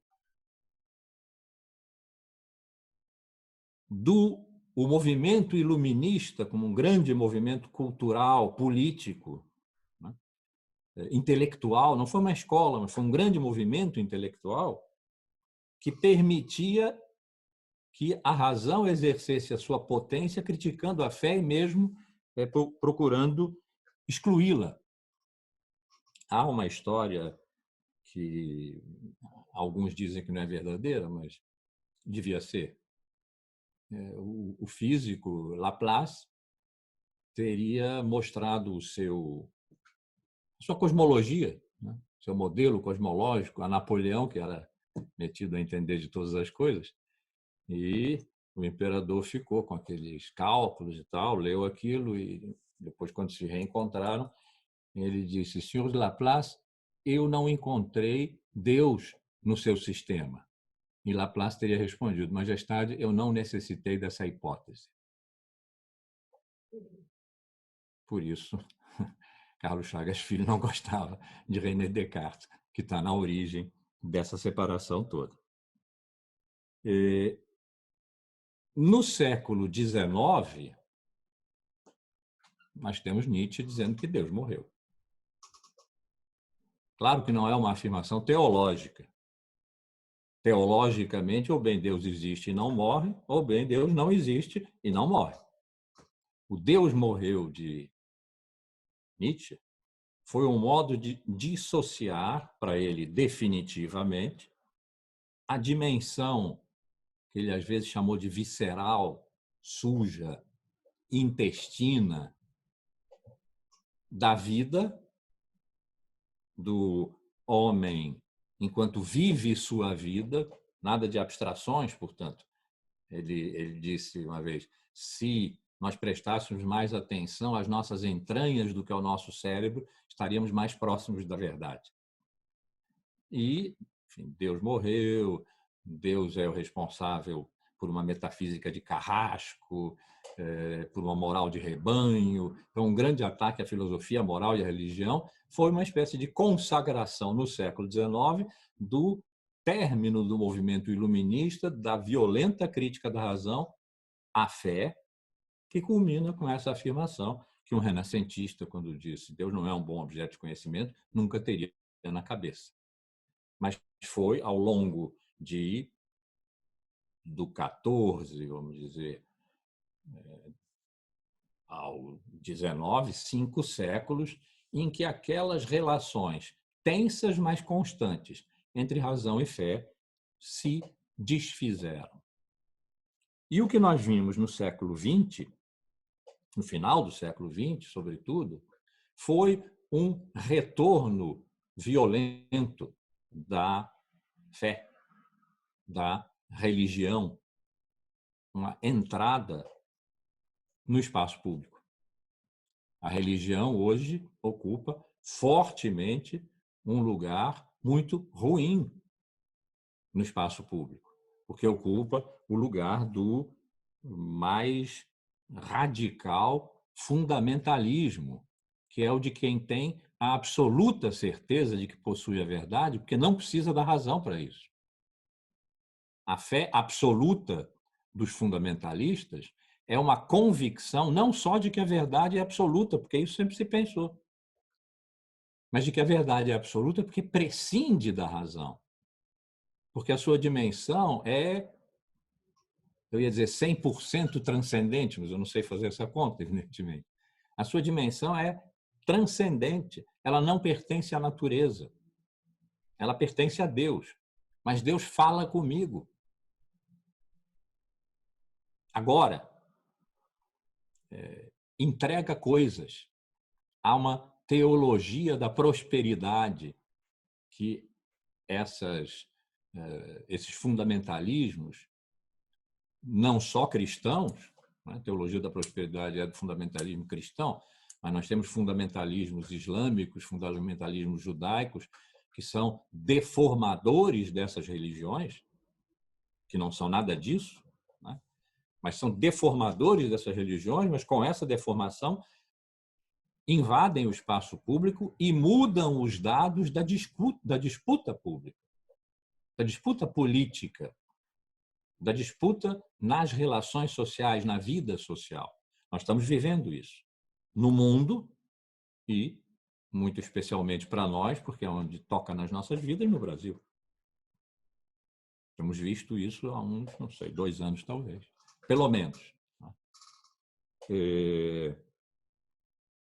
Essa invasão do espaço público pela religião fundamentalista produz uma regressão racional, uma regressão da racionalidade, uma desafecção em relação à ciência, à racionalidade científica, uma desamorosidade à ciência. Os diversos negacionismos e revisionismos que nós conhecemos, tanto no plano da razão quanto no plano da história, né, decorrem desse fundamentalismo, dessa entrada violenta da religião no espaço público, antes dominado pela razão, razão que então tinha poder para criticar a fé, a recíproca não sendo verdadeira. Inverteu-se, mas inverteu-se com uma violência extrema, esse dado histórico da separação entre espaço público e esfera privada, pela qual Descartes teria sido um dos primeiros responsáveis, motivo pelo qual Carlos Chagas Filho não gostava de Descartes. Ele, Carlos Chagas Filho, viveu essa tensão como cientista e como homem de fé. Mais de uma vez me disse que não havia incompatibilidade. Era uma questão ética. Quando houvesse uma discrepância entre o encontro de algum invariante científico, natural, pela razão, e a dimensão transcendente da vida, portanto, da natureza, quando houvesse aí uma divergência, ele sabia o que escolher. Ele escolhia a transcendência. Por isso não gostava de Descartes. Era uma escolha ética. Era como se ele dissesse: durante 13 séculos foi possível que a razão e a fé convivessem. E não foi possível por carência de razão. Foi possível porque ali se estava constituindo uma cultura cujo fundamento exigia a concomitância de razão e de fé. Não há nenhum organismo vivo que não possua no DNA uma duplicidade. Então, não dá para retirar uma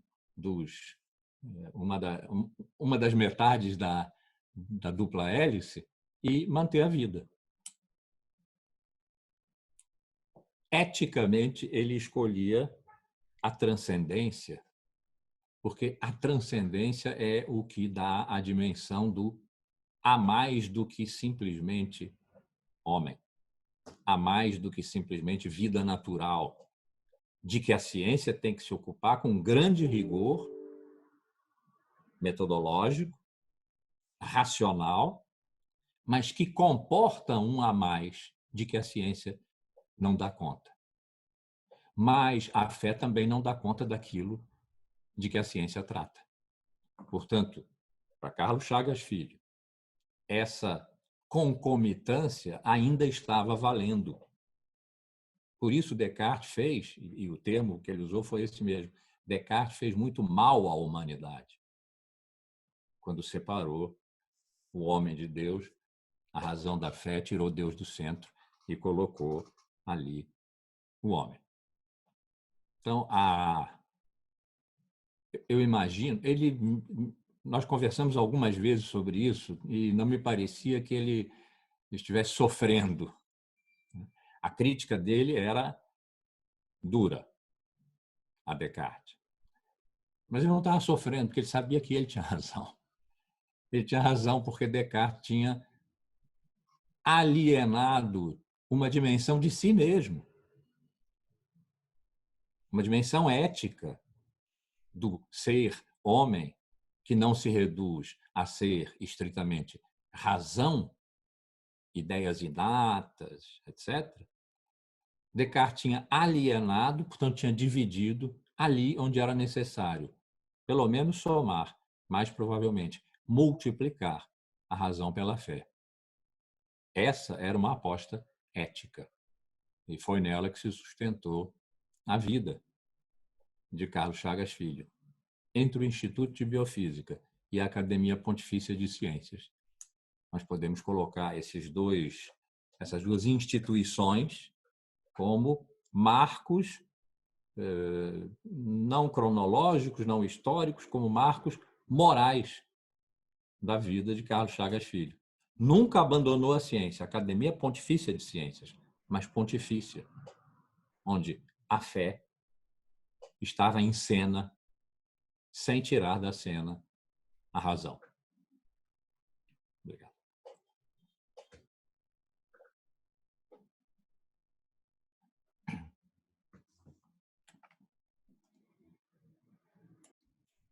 Oi. Então, obrigado, Márcio. Obrigado a todos. Primeiro, achei as apresentações geniais. É um prazer ouvir aqui os colegas, mas a gente ainda tem 18 minutos pelo tempo marcado, e eu queria saber se tem perguntas. A gente tinha feito um sistema de chegarem perguntas pelos chats. Estou tentando ver se tem alguma pergunta aqui. Então, só um minutinho para os colegas, que eu vou ver se eu tentar descobrir se tem alguma pergunta aqui.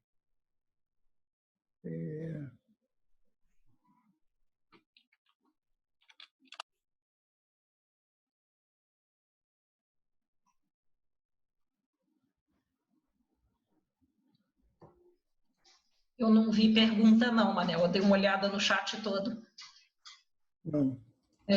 Mas se alguém quiser, levanta a mão ou fala oi para escrever no chat.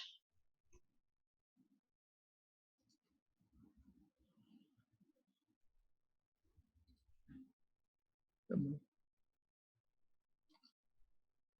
Deixa eu fazer uma pergunta. Estão me vendo, então? Deixa eu fazer uma pergunta aqui, meio que uma provocação. Márcio, então, eu fiquei pensando até que ponto você não está equalizando a religião com emoção e simplesmente colocando palavras como subjetividade e tal, e a gente viu aqui os depoimentos dos colegas e eu acho que a maneira como todos falaram do Dr. Chagas é com muita emoção.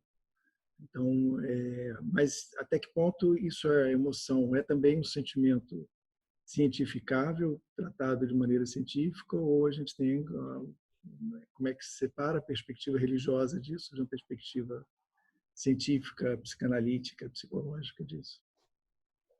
Bom, a emoção aí seria a fé. A religião, as religiões são históricas, são formas de organização discursiva e ritual, ritualística da fé. A emoção seria a fé. A gente pode fazer uma comparação com o amor. Ninguém tem dúvida de que o amor é uma poderosa emoção, talvez a mais poderosa emoção humana, e também ninguém tem dúvida de quando está amando. E também sabe que estar amando não é a decorrência de um bom raciocínio levado até o fim com grande rigor ou de uma decisão da vontade que chegou, então, na emoção amorosa. O amor é uma emoção, é um afeto de grande radicalidade que independe da razão e da vontade, vem de graça. A fé também. Por isso é que se fala em graça no sentido religioso, né? A fé é uma graça. Não precisa ser merecida, ou quando se tem, não se sabe por que se tem, porque se mereceu, se praticou boas obras, e quem não tem não é porque não é uma boa pessoa. Então, há uma questão latente nisso, né, que atravessou a teologia, que tem presença, sobretudo, no século V, em Santo Agostinho. Perguntavam a Santo Agostinho, o que é que você procura? E ele respondia, Deus e a minha alma. E aí um lá teve a ousadia de perguntar, só? Eu disse, só. Por quê? Porque a convicção dele é de que Deus mora no coração humano. Ele dizia, Deus é mais íntimo de mim do que eu mesmo. E isso coloca um problema sério. Porque se Deus mora no coração do homem, é possível que ele não exista em nenhum outro lugar. E que se reduza, portanto, a uma potentíssima emoção presente na fé. Que Deus esteja presente na fé. Essa seja a expansão do coração do homem, onde Deus habita mais intimamente do que o próprio homem habita em si. Mas que ele não estivesse em nenhum outro lugar, que não fosse esse, o coração. Então, houve toda uma discussão entre uma espécie de subjetividade teológica muito doce de Santo Agostinho e uma objetividade, uma racionalidade extrema teológica, 8 séculos depois, no 13, né? Mas foi preparado até lá, de Santo Tomás. Os grandes parâmetros da filosofia e teologia cristãs são Santo Agostinho no século V, Santo Tomás no século XIII, entre outras coisas porque ele se opõe aí. Não que Santo Agostinho considerasse que Deus só existe no coração humano e, portanto, é uma emoção estritamente pessoal e intransferível, subjetiva e ponto. Claro que ele tinha a convicção da existência de Deus, a convicção racional da existência de Deus. Ele diz isso no grande livro dele, As Confissões, que é o primeiro livro da filosofia ocidental, da filosofia escrita em primeira pessoa.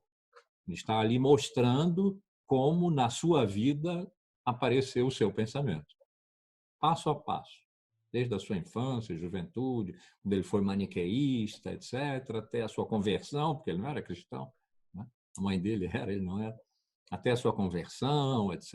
E vai aparecendo ali vão aparecendo uma filosofia, uma teologia que não estão em estado de tratado. Santo Tomás escreveu tratados, porque ele servia à razão. Para ele, Deus tinha uma existência real, ontológica, absoluta e totalmente transcendente. Não que Santo Agostinho fosse discordar disso, se estivessem, como nós aqui, numa mesa redonda. Mas ele talvez fizesse uma pequena reserva. Pobre de Tomás, ele não sente Deus no seu coração. Tá bom. Obrigado, Márcio. Vou passar uma pergunta aqui que chegou, Bruce Lima. Pergunta para você, Márcio. Faz a seguinte pergunta. Outros cientistas, como Antônio Damasio, mais modernos, têm criticado o dualismo de Descartes por falha em explicar a consciência humana. Como é que você interpreta isso? Damasio é um neurocientista português, radicado nos Estados Unidos, né? É extremamente importante. O livro que provavelmente está sendo referido na pergunta se chama O Erro de Descartes. E o erro de Descartes é exatamente o de ter reduzido o homem à razão. Por que é importante hoje falar no erro de Descartes? Porque nós estamos numa época em que a razão foi reduzida ao conhecimento, há mais na razão do que conhecimento. O pensamento abstrato, mas não objetivo, não voltado para objetos empíricos, descritíveis, etc., é razão, mas não é conhecimento em sentido estrito. Então, a redução da razão ao conhecimento, do conhecimento à informação, da informação ao processamento, é que faz algumas pessoas pensarem que um dia os computadores vão dominar os homens, os humanos. Existe, nos Estados Unidos, uma escola pós-humanista. Há um manifesto do pós-humanismo. São os estropianos, é o nome esquisito da escola. A tese deles é a seguinte: se nós conseguirmos fazer um upload do nosso cérebro, vejam bem, o cérebro não é mais a razão, é o cérebro, órgão em que se processam dados, que são informação, que estão sendo assimilados a conhecimentos, que por sua vez seriam a forma própria da razão. Então, se nós fizermos um upload da nossa razão, definindo-se o homem como razão, para o computador, nós não morremos mais. O que é que ficou fora aí? A emoção. Eu não me lembro há quanto tempo, mas faz muito tempo, houve um desafio que a IBM fez ao campeão do mundo de xadrez na época, Kasparov, de enfrentar uma melhor de 3 ou de 5, não me lembro, com o seu computador Deep Blue, que vinha estocado com todas as grandes jogadas de todos os grandes mestres de xadrez do mundo, inclusive as do Kasparov. E Kasparov, arrogantemente, aceitou e ganhou a primeira. E o computador, o Deep Blue, só estocando ali a jogada de Kasparov. Ganhou a segunda. O computador ganhou a segunda. Na terceira, o computador estava ganhando. E o Kasparov derrubou o rei, entregou o jogo. E saiu danado da vida, disse que estava vendo ali uma roubalheira, etc. Bom, mas o fato é que entregou o jogo. O computador ganhou. Eu, no dia seguinte, cheguei no meu núcleo de pesquisa, lá no IDEA, na Escola de Comunicação, tristíssimo, abatidíssimo com isso. Estava todo mundo exuberantemente alegre, porque finalmente a máquina tinha vencido o homem. Eu fiquei pensando, meu Deus, onde foi que eu errei na educação dessas crianças? Todo mundo tinha sido meu orientando ali de mestrado, doutorado, eram agora meus colegas de pesquisa. Fiquei uma semana assim, meio abatido, até que me dei conta. Quem ganhou foi o Kasparov, porque ele fez a única coisa para a qual o computador não estava programado. Ele derrubou o rei. O computador não tinha competência para entregar o jogo. O humano estava na emoção de Kasparov. O computador só dispunha de informação. A informação é poderosa, mas não elimina o que há de total no humano, que não se reduz a uma só, embora poderosíssima, das suas dimensões. Então, o erro de Descartes, que Damasio aponta, é esse, o de não ter sido capaz de explicar a emoção, porque penso, logo existo, não diz sinto, e por isso existo também. Muito bem. Mais alguma pergunta da plateia? Tem várias pessoas ali ainda logadas.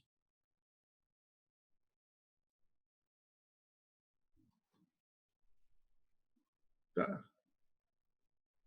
Bom, então a gente tem 5 minutos ainda, vamos fazer mais algumas perguntas aqui, tentar puxar aqui um pouco o papo. O Márcio, uma outra pergunta? Ah, peraí, tem outra pergunta. Onde que está? Peraí. Cadê a pergunta?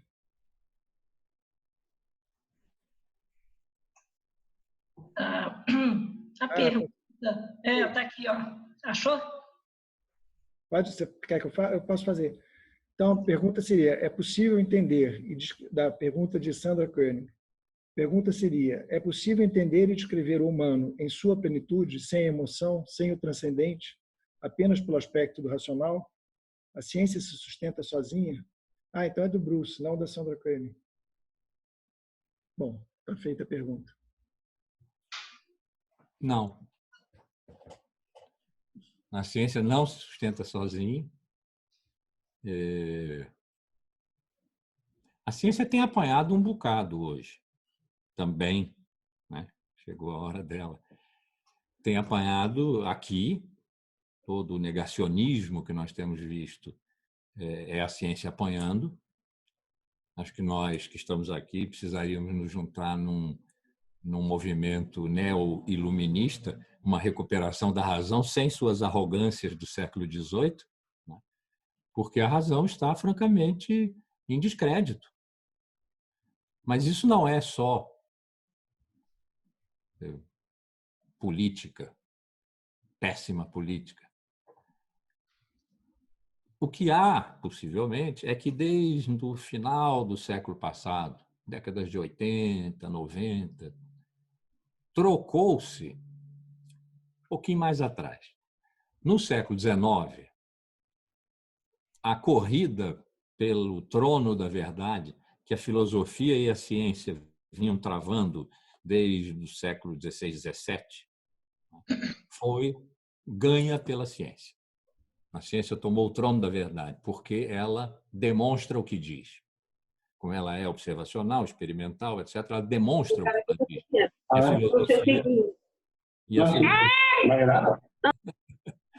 E a filosofia não é capaz disso. A filosofia tem um nível de abstração, de apriorismo racional, etc., de que a ciência pode abrir mão perfeitamente porque ela observa, descreve, experimenta. Bom, em meados do século XX, vamos dizer, depois da bomba atômica e das câmaras de gás, em que o resultado útil, agora vejam que utilidade extraordinariamente perversa, né? Eram mortes, passou a prevalecer sobre a racionalidade verdadeira e um espírito tecnológico veio a se colocar como um novo paradigma para o pensamento, para a razão, para o mundo, uma redução de tudo às suas dimensões de eficácia, de produzir resultados capazes de serem consumidos, que podem ser demandados porque a tecnologia dá conta. Nesse momento, hipótese, a ciência jogou a verdade para o alto e adotou a eficácia, o espírito de eficácia das técnicas extremamente refinadas que o final do século XX conheceu, que nós conhecemos hoje. A verdade, naturalmente, ficou girando no ar e um dia caiu no colo de alguém. Esse alguém são os religiosos fundamentalistas. Caiu ali e fez o estrago que nós conhecemos. Nesse momento, a própria ciência se colocou numa posição difícil, porque se ela se garante pela eficácia, o que é que garante na ciência a verdade? Porque foi essa luta que ela travou com a filosofia. Eu recomendo fortemente que quem ainda não viu, veja um documentário, chama-se Particles Fever. É um documentário mesmo ali, tempo real, do experimento feito no CERN, na Europa, né? por baixo da França e da Suíça, para encontrar, se sim ou não, o bóson de Higgs. Ele foi, na década de 60 do século passado, formulado como uma hipótese científica por Higgs, mas nunca se tinha visto, até porque ele pertence aos primeiros milissegundos do universo. Então, foi montado ali um grande experimento no qual estavam penduradas as vidas, 40 anos de vida, às vezes, de físicos teóricos, que se aparecesse ali que o bóson de Higgs não existia, tinham jogado sua vida fora. Higgs estava lá presente, velhinho. No final, deu um empate. Mas, nesse empate, decidiu-se que, então, sim, o bóson de Higgs tinha passado.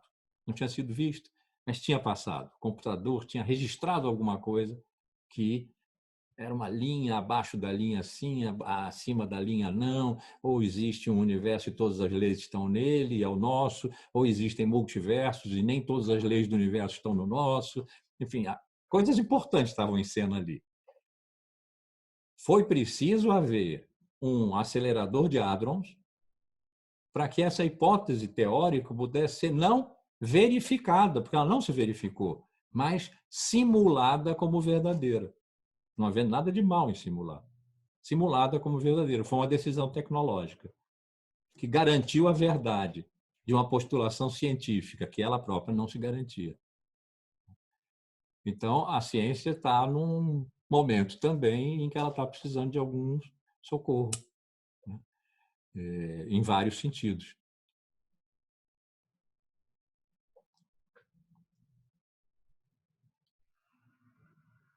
Acho que a gente está já passando o tempo, só saber se os colegas querem falar mais alguma coisa. Ricardo, Márcio, antes da gente encerrar aqui. Eu só queria agradecer, Manuel, pela oportunidade e agradecer a todos que nos ouviram. Obrigado. Obrigado. Bom, então, Márcio, quer falar mais alguma coisa? Eu queria agradecer também. Eu gosto sempre de estar no lugar a que eu não pertenço. E me sinto muito pertencendo a esse lugar quando me encontro nele. Então, agradeço a você, Manel, agradeço a Cláudia por terem me chamado para cá para estar entre cientistas, né? Mas, sobretudo, homenageando alguém que foi um muito querido amigo meu, seu orientador, né? Que foi Carlos Chagas Filho. Então, é bom, é bonito que nós tenhamos passado esse fim de tarde, esse começo de noite, em torno da memória dele, conversando entre nós que pertencemos a áreas tão distintas e que, no entanto, podemos conversar. Isso pode ser um alento e pode ser um sinal. Obrigado. Bom, eu vou então encerrar só para lembrar que então essa foi a primeira aula. Eu acho que se todas forem de longe parecidas com essas, tenho certeza que vai ser um sucesso. Agradecer a presença de todos, agradecer em particular os palestrantes e, como falou o Márcio, agradecer ao Dr. Chagas por ter inspirado a todos nós. Boa noite a todos.